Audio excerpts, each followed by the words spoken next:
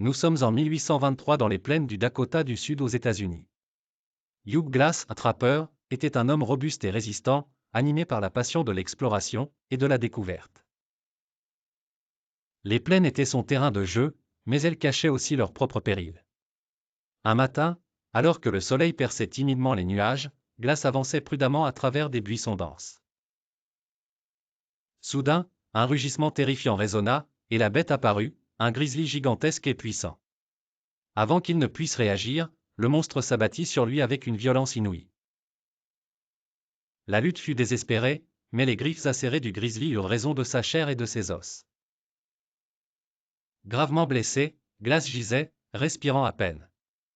Ses côtes étaient brisées, sa jambe inutilisable, et une profonde entaille parcourait son dos. Ses compagnons de camp, visionnant cet état désespéré, furent convaincus que l'heure de Hugh était arrivée.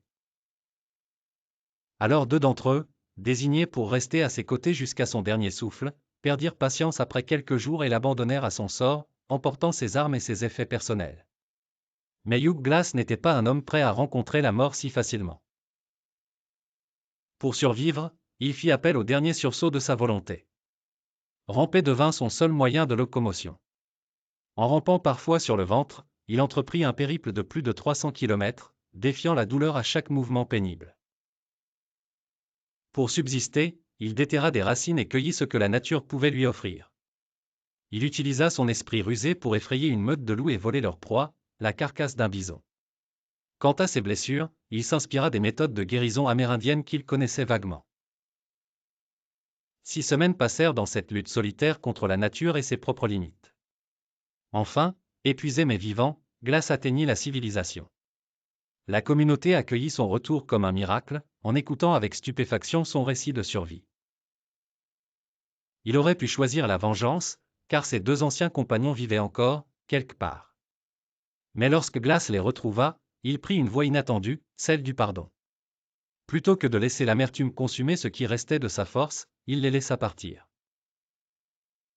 Cette incroyable histoire de survie et de résilience a inspiré des générations bien après les événements. Elle reste un témoignage puissant de la volonté humaine face à des circonstances presque insurmontables. Les récits de l'époque, qu'ils soient des journaux ou d'autres documents officiels, confirment cette extraordinaire aventure humaine. Ainsi, l'histoire de Hugh Glass perdure, tant comme légende que réalité, nous rappelant tout ce que l'esprit humain est capable d'accomplir lorsqu'il refuse de se rendre.